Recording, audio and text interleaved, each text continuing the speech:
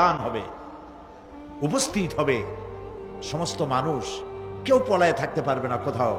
কুমিরে যারে খাইছে, বাঘে যারে খেয়েছে, আগুনে যারে পোড়াইছে, পানিতে যে পৌঁছে গেছে, পোকামাকড়ে যারে খেয়েছে, কোনো পথ নাই। সবাই আল্লাহর দরবারে উঠবে।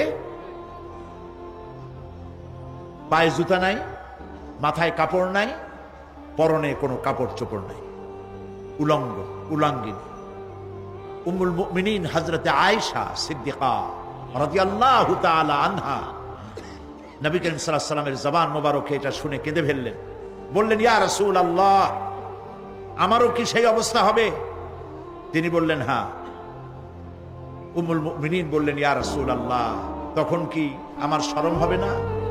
আল্লাহর নবী বললেন, কিয়ামতের এই বিভীষিকাময় দৃশ্য দেখে মানুষ মানুষের দিকে তাকাবার কোনো হুঁশ থাকবে না। সব মানুষ উপরের দিকে তাকায় থাকবে, নিচে তাকাবার কারো কোনো ক্ষমতা থাকবে না। মানুষ অস্থির হয়ে যাবে। সেই হাসরের ময়দান বিচারক আল্লাহ রাব্বুল আলামিন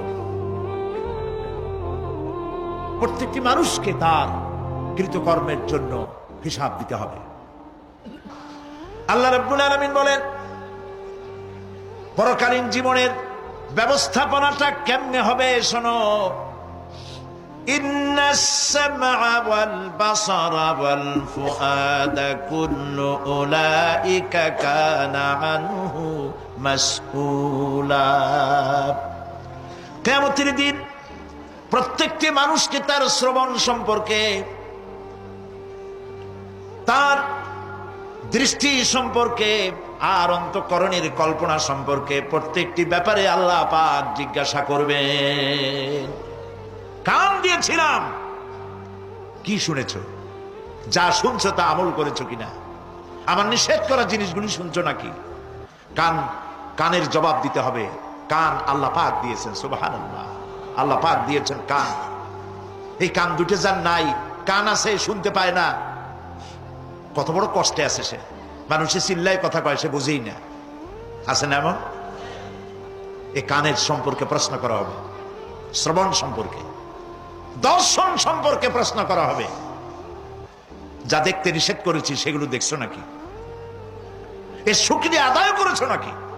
আরহামুকুম ওয়ালা আওলাদুকুম ইয়াউমাল কিয়ামা।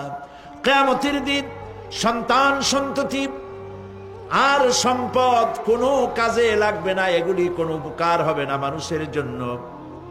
আর সেখানে উৎকোচেরও কোনো কারবার চলবে না। এই পৃথিবীতে উৎকোচ দিয়ে অনেক কাম করা যায়, কিন্তু কিয়ামতে চলবে না। আল ইয়াউমা লা ইয়ানফাউ মালুন ওয়ালা বানুন। সুবহানাল্লাহ, সুবহানাল্লাহ।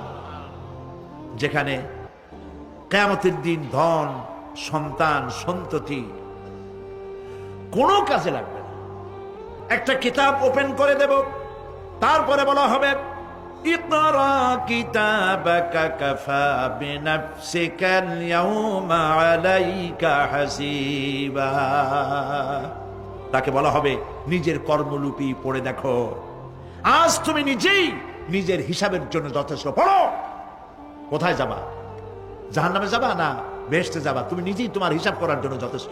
সুবহানাল্লাহ। সেদিন কোনো সাহায্যকারী পাওয়া যাবে না, ওকালতি করার জন্য কাউকে পাওয়া যাবে না।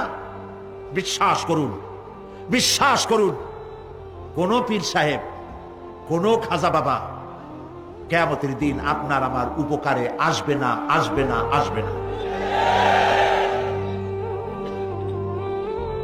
আমল ভালো হবে, আল্লাহ ক্ষমা করবেন। আমল ভালো নাই, পীর সাহেবরা কিচ্ছু করতে পারবেন না। কেউ কেউ মনে করেন পীর সাহেব আমার সুপারিশ করবেন। সুপারিশের কথাটা আজকে বলবো না, সুপারিশের কথা আসবে শেষের দিকে ইনশাআল্লাহ। বলেন ইনশাআল্লাহ। মনে করা হয় যে পীর সাহেবরা আমাদেরকে সুপারিশ করবেন। কিয়ামতের দিন আপনারাই দেখবেন ওনাদের সুপারিশ কে করে।